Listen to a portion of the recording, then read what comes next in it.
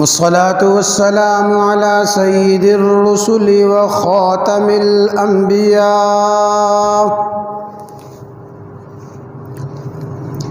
اللهم صل على سيدنا ومولانا محمد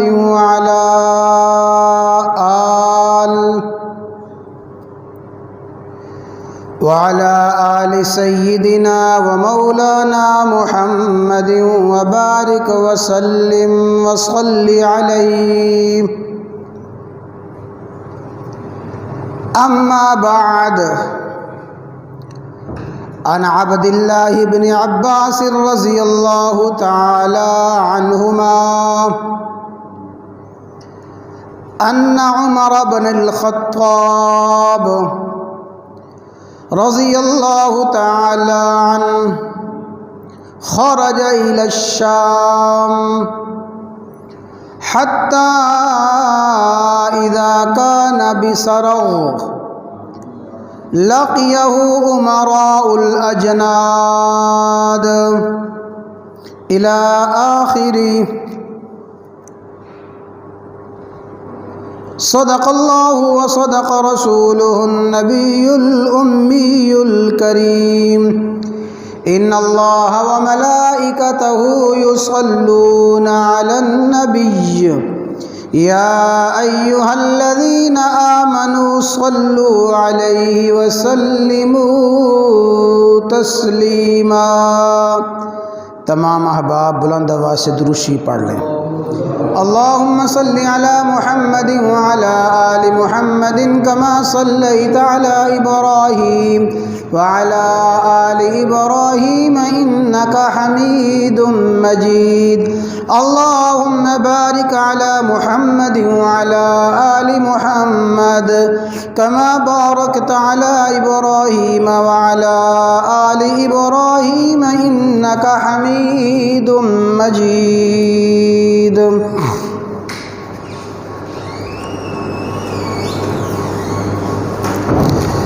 بزرگان محترم، برادران اسلام، گزشتہ خطبہ جمعہ میں مہلک ترین وبا اور خطرناک ترین وائرس طاعون کے حوالے سے گفتگو شروع ہوئی تھی. طاعون کی بیماری اور طاعون کا عذاب سب سے پہلے کس قوم پر بھیجا گیا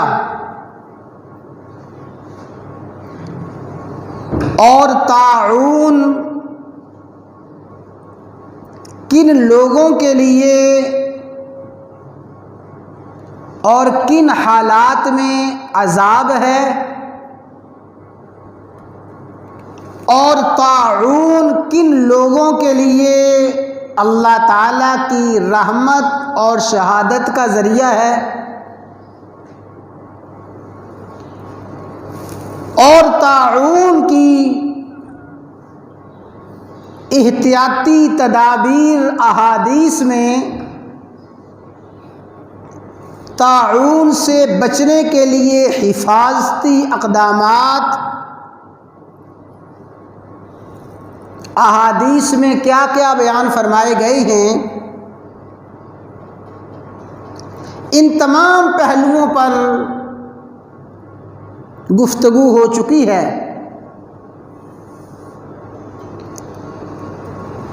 اس وقت جو حدیث مبارکہ میں نے پڑھی ہے، اس حدیث میں اللہ تبارک و تعالی کے حبیب خلیل سیدنا و مولانا محمد الرسول اللہ صلی اللہ تعالی علیہ وسلم کے دوسرے خلیفہ سیدنا عمر بن خطاب رضی اللہ تعالی عنہ کے دور خلافت میں جو بدترین طاعون کی بیماری پھیلی اور اس طاعون کے وائرس سے بے شمار صحابہ کرام شہید ہوئے اور ہزاروں تابعین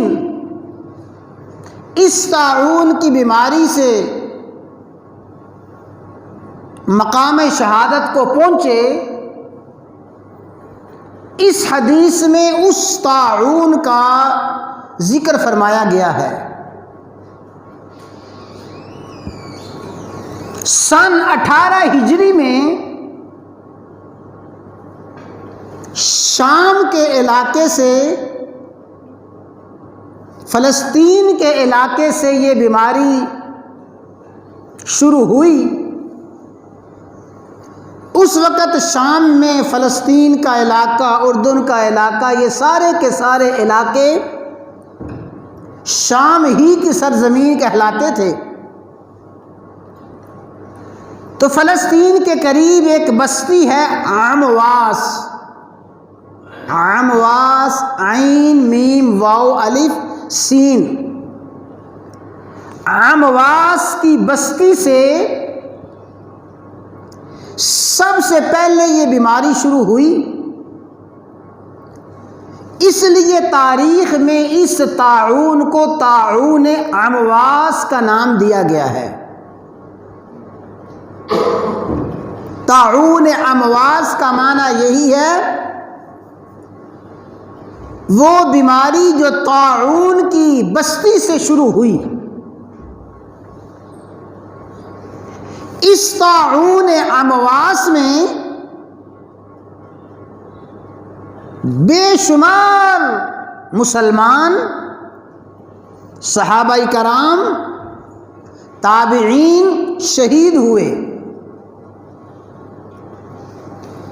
ایک عظیم مقتدر کمانڈر تھے، سپہ سالار تھے، حضرت حارث بن ہشام رضی اللہ تعالیٰ عنہ۔ حارث بن ہشام کے اپنے خاندان کے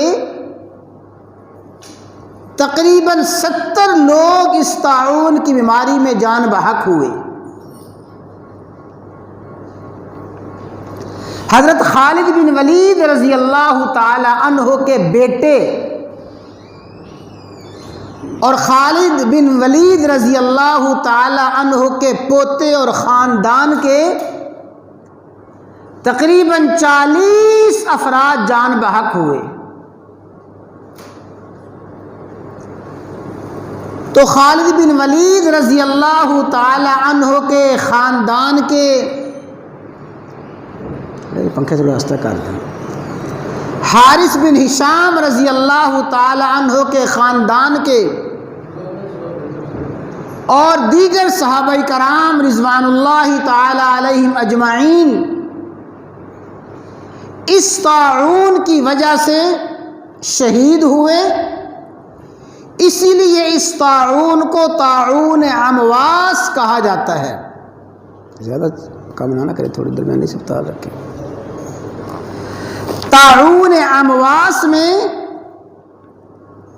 ہزاروں صحابہ کرام، تابعین، تبع تابعین شہید ہوئے۔ تو اس حدیث میں اسی طاعون کا ذکر فرمایا گیا ہے۔ حضرت فاروق اعظم رضی اللہ تعالیٰ عنہ مدینہ منورہ سے چلے اور آپ کا ارادہ یہ تھا کہ ملک شام کا نظم و نسق دیکھا جائے، اس لیے کہ ملک شام فتح ہوا، صحابہ کرام رضوان اللہ تعالی علیہم اجمعین نے ملک شام کا انتظام سنبھالا۔ تو حضرت عمر رضی اللہ تعالیٰ عنہ ملک شام کے انتظامات کا جائزہ لینے کے لیے مدینہ منورہ سے چلتے ہیں آپ کے ساتھ بہت سے صحابہ کرام اور آپ کے وزیر اور مشیر ساتھ ہیں۔ گویا اسلامی حکمران خلیفہ راشد مدینہ منورہ سے ملک شام کے دورے کے لیے روانہ ہوتے ہیں۔ حضرت عبداللہ بن عباس رضی اللہ تعالیٰ عنہما فرماتے ہیں حتی اذا کان بسرغ، جب یہ قافلہ، یہ وفد جو اسلامی حکمران سیدنا فاروق اعظم رضی اللہ تعالیٰ عنہ کی قیادت میں چلا تھا، جب یہ مقام سرغ پہ پہنچا، سرغ ایک علاقہ تھا، ایک بستی تھی جو کہ شام میں اور مدینہ کے درمیان میں واقع تھی۔ تو جب یہاں پہ یہ قافلہ پہنچا، لاقیہ امراء الاجناد، تو فوج کے بڑے بڑے سپہ سالار اس قافلے کا استقبال کرنے کے لیے کھڑے ہوئے تھے۔ ظاہر ہے امیر المومنین خلیفہ راشد تشریف لا رہے ہیں اور بڑے بڑے صحابہ کرام اور ریاست کے بڑے بڑے وزیر اور مشیر ساتھ ہیں۔ تو ملک شام کے بڑے بڑے کمانڈر، سپہ سالار اور حکمران اور گورنر استقبال کے لیے مقام سرغ میں پہنچ گئے ہیں۔ ان میں حضرت ابو عبیدہ بن جراح رضی اللہ تعالیٰ عنہ ہیں، حضرت یزید بن سفیان رضی اللہ تعالیٰ عنہما ہیں، حضرت شرحبیل بن حسنہ رضی اللہ تعالیٰ عنہما ہیں۔ یہ بڑے بڑے صحابہ کرام اس قافلے کا اور اس وفد کا استقبال کرنے کے لیے پہنچے ہوئے ہیں۔ بات چیت ہوئی، گفتگو ہوئی، فَأَخْبَرُوهُ أَنَّ الْوَبَاءَ قَدْ وَقَعَ بِالشَّامِ، تو یہ جو استقبال کرنے کے لیے وفد پہنچا ہوا تھا، انہوں نے بتایا امیر المومنین ملک شام میں تو بڑی وبا پھیلی ہوئی ہے، اور ابھی میں نے عرض کیا کہ وہ وبا طاعون کی وبا تھی، وہ وائرس اور وہ بیماری طاعون کی شکل میں تھی۔ تو امیر المومنین یہ طاعون کی بیماری اور طاعون کا وائرس پھیلا ہوا ہے، اب آپ کے حکم کے منتظر ہیں، جیسے آپ فیصلہ فرمائیں گے یہ وفد شام کے سرزمین میں اور اس سرزمین میں داخل ہونا چاہیے یا نہیں، ایسی بیماری پھیلی ہوئی ہے۔ تو حضرت عمر رضی اللہ تعالیٰ عنہ نے جب یہ بات سنی، اس وقت تک حضرت عمر رضی اللہ تعالیٰ عنہ کو اس بارے میں رسول اللہ صلی اللہ علیہ وسلم کا کوئی فرمان معلوم نہ تھا۔ اگر کسی سرزمین میں وبا پھیل جائے، بیماری پھیل جائے، جو باہر سے آنے والے لوگ ہیں وہ اس سرزمین میں داخل ہوں یا نہ ہوں، ان کے لیے کیا حکم ہے، حضرت عمر رضی اللہ تعالیٰ عنہ کو اس بارے میں کوئی علم نہ تھا۔ تو حضرت عمر رضی اللہ تعالیٰ عنہ نے حضرت ابن عباس سے فرمایا ادعوا لی المہاجرین اولین، اے عبداللہ اس لشکر میں اور اس موقع پر جو اولین مہاجرین ہیں، جنہوں نے اول اسلام قبول کیا، ہجرت کی، وہ مہاجرین اولین کو بلاؤ، اس لیے کہ جس بارے میں صحابہ کرام کو کوئی قرآن کریم کا حکم نہ ملتا تھا، رسول اللہ صلی اللہ علیہ وسلم کا کوئی فرمان نہ ملتا تھا، ظاہر ہے کہ صحابہ کرام اس معاملے میں باہمی مشورہ کیا کرتے تھے، اور صحابہ کرام کا مشورہ ہی پوری امت کے لیے قرآن و سنت جیسا حکم رکھتا تھا۔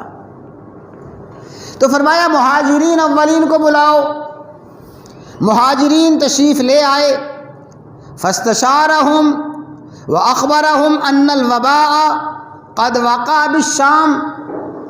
حضرت عمر رضی اللہ تعالیٰ عنہ نے مہاجرین اولین سے مشورہ کیا اور فرمایا کہ تمہیں پتہ ہے شام میں وبا پھیلی ہوئی ہے، طاعون کا وائرس اور طاعون کی بیماری سرزمین شام کو اپنی لپیٹ میں لیے ہوئے ہے، تو اب مشورہ دو اور بتاؤ کیا کرنا چاہیے۔ ہمیں سرزمین شام میں داخل ہونا چاہیے یا داخل نہیں ہونا چاہیے، مشورہ دو۔ تو فاختلفوا فقال بعضهم قد خرجت لأمر ولا نرى ان ترجع عنه۔ یہ مہاجرین اولین میں اختلاف رائے ہو گیا۔ بعض صحابہ کرام فرمانے لگے کہ امیر المومنین آپ مدینہ منورہ سے چلے ہیں، ایک انتہائی اہم مقصد کے لیے چلے ہیں، سرزمین شام میں داخل ہونے کے لیے اور اس کے انتظامات دیکھنے کے لیے چلے ہیں۔ ایک شرعی حکم ہے، شرعی معاملہ ہے۔ بھائی یہ دروازہ سے آگے ہو کے بیٹھے ہیں، ہر جمعہ کہتے ہیں رستہ چھوڑ آگے آ جانا، ساتھ دروازہ چھوڑ دے، ادھر سے دروازہ چھوڑ دو، درمیان میں آ جاؤ، بعد میں آنے والے پریشان، ادھر درمیان میں آ کے بیٹھو، بڑے تو ادھر آگے آ جاؤ۔ ہمیشہ دروازہ چھوڑ کے بیٹھے تاکہ بعد میں جو بیچارے بعد میں آتے ہیں سمجھتے ہیں شاید بھائی اندر جگہ نہیں ہے، تو اور جگہ خالی ہے، آگے تشریف لے آئیں۔ تو مہاجرین اولین میں سے بعض لوگ کہنے لگے امیر المومنین آپ مدینہ منورہ سے خاص مقصد کے لیے چلے ہیں، لہٰذا ہماری رائے یہ ہے کہ ہم واپس نہ جائیں۔ بعض صحابہ کرام نے یہ رائے دی معک بقیت الناس و اصحاب رسول اللہ صلی اللہ علیہ وسلم، امیر المومنین آپ کے وفد میں لوگوں میں سے بہترین لوگ شامل ہیں، مقتدر صحابہ کرام ہیں، رسول اللہ صلی اللہ علیہ وسلم کے صحابہ ہیں، بڑے اہم لوگ ہیں، تو ہماری رائے یہ ہے کہ آپ اس اہم وفد کو لے کر اس سرزمین میں داخل نہ ہوں بلکہ اپنا آپ بچائیں۔ تو صحابہ کرام میں سے بعض نے واپسی کی رائے دی اور بعض نے آگے جانے کی رائے دی، کسی ایک بات پہ مہاجرین اولین کا اتفاق نہ ہوا۔ تو حضرت عمر رضی اللہ تعالیٰ عنہ نے عبداللہ بن عباس سے فرمایا کہ عبداللہ اب جاؤ، اب جا کے انصار کو بلا کے لاؤ۔ پہلے تو بلایا تھا کن کو؟ مہاجرین کو، اب مشورے کے لیے انصار کو بلاؤ رضوان اللہ تعالی علیہم اجمعین۔ انصار تشریف لائے تو انصار نے بھی آ کے بالکل ویسا ہی معاملہ کیا جیسے مہاجرین نے کیا تھا۔ بعض انصار نے کہا کہ ہمیں آگے ملک شام میں جانا چاہیے اور بعض نے کہا کہ ہمیں جانا نہیں چاہیے، واپس جانا چاہیے۔ دو مشورے ہوئے، لیکن دونوں مرتبہ مہاجرین بھی اور انصار بھی مختلف آراء دیتے ہیں، کسی ایک رائے پہ اتفاق نہ ہوا۔ میرے بھائیوں، اس موقع پہ یہ بات سمجھ لیں کہ حضرت عمر رضی اللہ تعالی عنہ دونوں کی رائے سنتے ہیں، کوئی مشورہ نہیں اور فیصلہ نہیں فرما رہے۔ اس کی وجہ یہ تھی کہ حضرت عمر رضی اللہ تعالی عنہ کو رسول اللہ صلی اللہ علیہ وسلم نے یہ ارشاد فرمایا تھا، ان اللہ جعل الحق علی لسان عمر، اللہ تعالی عمر بن خطاب کی زبان سے حق ہی کو جاری فرماتے ہیں۔ جو حق بات ہے، سچی بات ہے، اللہ تعالیٰ کو پسند بات ہے، فاروق اعظم کی زبان سے وہی فیصلہ ہوتا ہے۔ حضرت عمر نے مہاجرین کی انصار کی باتیں سنی اور کسی رائے پہ آپ نے فیصلہ نہ فرمایا۔ تیسری مرتبہ آپ نے ارشاد فرمایا، اے عبداللہ جاؤ اور جا کے جو قریش کے بڑے بڑے لوگ ہیں جو فتح مکہ کے موقع پہ موجود تھے، فتح مکہ کے موقع پہ جو مہاجرین اور بڑی عمر کے لوگ موجود تھے ان کو بلا کے لاؤ۔ گویا یہ تیسری مشاورتی میٹنگ ہوئی، مشاورتی اجلاس ہوا۔ پہلے مہاجرین تشریف لائے، انصار تشریف لائے، پھر آپ نے تیسرے موقع پر اور تیسری مرتبہ ان قریش کے مشائخ کو، قریش کے بڑے لوگوں کو بلایا جو فتح مکہ کے موقع پہ موجود تھے۔ وہ تشریف لائے اور انہوں نے آ کے یہی عرض کیا کہ امیر المومنین، ہماری رائے یہ ہے، نرا ان ترجع بالناس، ہماری رائے یہ ہے کہ آپ ان لوگوں کو لے کر واپس چلے جائیں اور آپ آگے ملک شام میں تشریف نہ لے جائیں۔ اور ان تمام مہاجرین نے اور قدمائے قریش نے یہ بات ایسے فرمائی، فلم یختلف منہم، کسی نے اختلاف نہیں کیا۔ جو تیسرا مشاورتی اجلاس تھا، سب نے متفقہ طور پہ مشورہ دیا کہ حضرت عمر رضی اللہ تعالیٰ عنہ سے عرض کیا، امیر المومنین آپ ملک شام میں داخل نہ ہوں۔ تو چنانچہ حضرت عمر رضی اللہ تعالیٰ عنہ نے اعلان فرما دیا کہ ہم اسی مقام سے واپس چلے جائیں گے، ملک شام میں نہیں جائیں گے۔ جب آپ نے یہ فیصلہ فرمایا تو اس وقت کے بہت بڑے کمانڈر تھے، سپہ سالار تھے، حضرت ابو عبیدہ بن جراح رضی اللہ تعالیٰ عنہ۔ جب انہوں نے یہ بات سنی تو انہوں نے عجیب بات ارشاد فرمائی، عرض کرنے لگے، افرارا من قدر اللہ، افرارا من قدر اللہ، امیر المومنین کیا ہم اللہ کی تقدیر سے بھاگ رہی ہیں؟ اللہ کی جو تقدیر ہے اس سے راہ فرار اختیار کر رہی ہیں؟ گویا حضرت ابو عبیدہ بن جراح نے حضرت عمر بن خطاب رضی اللہ تعالیٰ عنہ کے اس فیصلے پر اختلاف رائے کیا اور اس کو ناپسند کیا کہ افرارا من قدر اللہ، اللہ کی تقدیر سے بھاگ رہی ہیں۔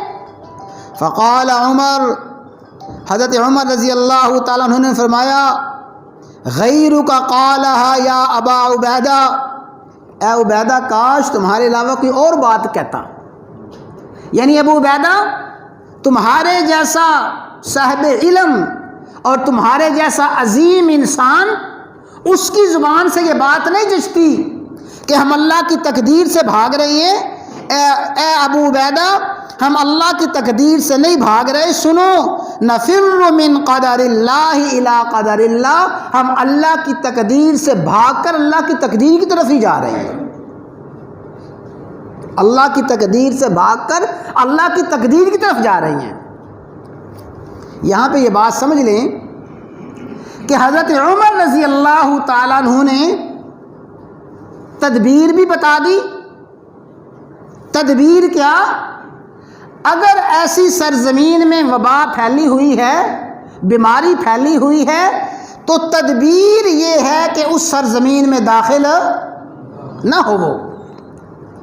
کسی علاقے میں ایسی بیماری ہے، کسی شہر میں، کسی بستی میں، کسی محلے میں، خدا نخواستہ کسی گھر میں ایسی وبا پھیلی ہوئی ہے، تو باہر والے لوگوں کو اس علاقے میں، اس شہر میں، اس گھر میں داخل ہونے کی اجازت نہیں ہے۔ یہ تدبیر کریں، بچیں، لیکن کیا ہے؟ یقین یہ رکھیں کہ یہ تو میری تدبیر ہے، میری تدبیر پر میرے خالق کی تقدیر غالب آ کے رہنی ہے۔ یہ بات سمجھ لیں کہ رب بندے کی تدبیر پر، انسانوں کی تدبیر پر خالق و مالک کی تقدیر ہر حال میں غالب آ کے رہتی ہے۔ ہاں یہ ہے کہ تدبیر اختیار کی جائے، تدبیر کو اپنایا جائے، یقین یہ رکھا جائے کہ اس تدبیر کا فائدہ اسی وقت ہوگا جب میرا خالق و مالک چاہے گا۔ اگر میرا اللہ نہیں چاہے گا، میری ساری کی ساری تدبیریں دھری کی دھری رہ جائیں گی اور میری اس تدبیر پر اللہ کی تقدیر غالب آ جائے گی۔ یہی حضرت عمر بن خطاب فاروق اعظم رضی اللہ تعالیٰ عنہ نے سمجھایا۔ جیسے شیخ سعدی نے بڑا خوب فرمایا، تدبیر کند بندہ تقدیر زند خندہ، کہ بندہ تدبیر کرتا ہے اور بعض مرتبہ ایسا ہوتا ہے کہ بندہ تدبیر کر رہا ہوتا ہے اور تقدیر ہنس رہی ہوتی ہے، تقدیر مسکرا رہی ہوتی ہے کہ تو کن جھمیلوں میں پڑا ہوا ہے، کیا تدبیریں کر رہا ہے، ابھی میں نے غالب آنا ہے، تیری ساری کی ساری تدبیریں ناکام ہو جانی ہیں۔ تو حضرت عمر رضی اللہ تعالیٰ عنہ نے اعلان فرمایا واپس چلے جائیں۔ جب واپسی کا اعلان فرمایا، اب وہ بات اچھی طرح سمجھ لیں کہ حضرت عمر کی زبان پہ اللہ تعالیٰ نے حق کو کیسے جاری فرمایا تھا۔ اعلان ہوا واپسی کا، ابھی یہ اعلان ہوا ہی ہے، حضرت ابو عبیدہ بن جراح نے جو کچھ فرمایا تھا، حضرت عمر نے ابو عبیدہ بن جراح کی بات کا جواب دیا۔ فجاء عبد الرحمن بن عوف وکان متغیبا، حضرت عبد الرحمن بن عوف اس مشورے میں شریک نہ تھے، کسی جگہ گئے ہوئے تھے، اس پہلے اجلاس میں، دوسرے اجلاس میں، تیسرے اجلاس میں شریک نہ تھے، غائب تھے۔ جب مشورہ ہو گیا، ساری کی ساری بات طے ہو گئی، حضرت عبد الرحمن بن عوف آ گئے۔ عبد الرحمن بن عوف نے آ کے ساری کی ساری بات سنی اور سارے کا سارا معاملہ سنا، تو فقال، فرمانے لگے، ان عندی فی ھذا علما، تمہیں مبارک ہو، تم نے جو فیصلہ کیا ہے، تمہارے اس فیصلے کے بارے میں میرے پاس وہ علم ہے جو میں نے رسول اللہ صلی اللہ علیہ وسلم سے سنا تھا۔ گویا حضرت عمر بن خطاب فاروق اعظم رضی اللہ تعالیٰ عنہ کے فیصلے پر تصدیق فرما دی۔ اے عمر، جو آپ نے فیصلہ کیا اور جو سارے لشکر نے فیصلہ کیا، رسول اللہ صلی اللہ علیہ وسلم نے اس بارے میں فرمایا تھا، اذا سمعتم بارض، جب کسی سرزمین میں تمہیں پتہ چلے کہ وبا پھیلی ہوئی ہے، فلا تقدموا علیہ، اس شہر میں داخل نہ ہو، اس بستی میں داخل نہ ہو، وانتم، اور جب تم اس شہر سے باہر ہو، اس میں داخل نہ ہو، اور جو داخل ہونے والے لوگ ہیں، فلا تخرجوا منہ، اس سے نہ نکلو۔ عبد الرحمن بن عوف نے فرمایا کہ امیر المومنین، میں نے یہ بات تو رسول اللہ صلی اللہ علیہ وسلم سے سنی ہوئی ہے۔ جب آپ نے یہ سنا تو فقال، عبداللہ بن عباس فرماتے ہیں، فحمد اللہ، اللہ کی تعریف کی، بڑا خوشی کا اظہار فرمایا حضرت عمر نے، اللہ کا شکر ہے، اللہ نے میری زبان سے وہ فیصلہ جاری کروایا ہے جو فیصلہ رسول اللہ صلی اللہ علیہ وسلم کا عین حکم ہے۔ تو یہ 18 ہجری میں طاعون کی بیماری پھیلی۔ حضرت ابو عبیدہ بن جراح جو اس وقت ملک شام کے گورنر تھے، اسی طاعون کی بیماری میں شہید ہوئے۔ عبد الرحمن بن عوف کے بعد حکمران بنے حضرت معاذ بن جبل رضی اللہ تعالیٰ عنہ۔ معاذ بن جبل بھی اسی طاعون کی بیماری میں شہید ہوئے، اور معاذ بن جبل لوگوں کو حدیث سنایا کرتے تھے کہ لوگوں، میں نے رسول اللہ صلی اللہ علیہ وسلم سے یہ سنا ہے، آپ کا یہ فرمان ہے کہ تم لوگ ملک شام میں جاؤ گے، اللہ تعالیٰ ملک شام کو تمہارے ہاتھوں فتح فرمائے گا۔ اور میرے صحابہ سن لو، جب تم ملک شام میں جاؤ گے اور تمہارے ہاتھوں ملک شام فتح ہوگا، وہاں تمہارے جسموں میں ایک گلٹی نکلے گی، ایک پھوڑا نکلے گا، اور اس وجہ سے تمہاری موت واقع ہوگی۔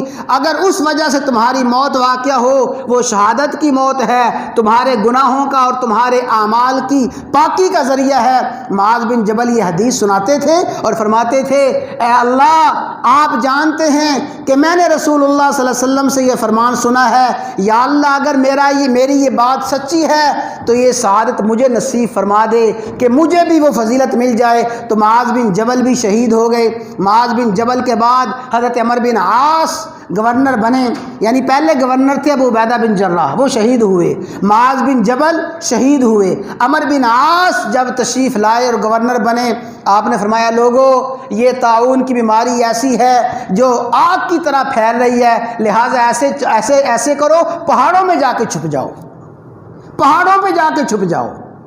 اور حضرت معاذ بن جبل نے جو پہلے حکم دیا تھا، دوسرے امیر نے، انہوں نے فرمایا تھا کہ اپنے یہ علاقے، اپنے مکان چھوڑو، کھلی فضا میں پہاڑوں پہ چلے جاؤ، کھلی فضا میں چلے جاؤ۔ اور حضرت عمرو بن عاص نے فرمایا کہ پہاڑوں میں جا کے چھپ جاؤ، پہاڑوں میں جا کے چھپو تاکہ اس بیماری کے پھیلنے سے دوسرے لوگ بچ سکیں، اس سے متاثر نہ ہوں۔ تو اس طرح اس طاعون امواس جو 18 ہجری میں پھیلا تھا، حضرت فاروق اعظم کے دور میں، دور خلافت میں، کم و بیش 70,000 مسلمان شہید ہوئے، بے شمار صحابہ کرام شہید ہوئے، اور حالت یہ بنی ہوئی تھی، تاریخ میں لکھا ہے ایک شخص قبرستان کے راستے پہ بیٹھا ہوا ہے، قبرستان کے راستے پہ، اور اس نے ایک مٹکا اپنے پاس رکھا ہوا ہے، ایک جنازہ گزرا، اس نے ایک کنکر اٹھایا، کنکر اٹھا کے مٹکے میں ڈال دیا، جنازہ گزرتا جا رہا ہے، وہ کنکر اٹھا کے مٹکے میں ڈالتا جا رہا ہے، مٹکے میں ڈالتا جا رہا ہے۔ ایک جنازہ پاس سے گزرا،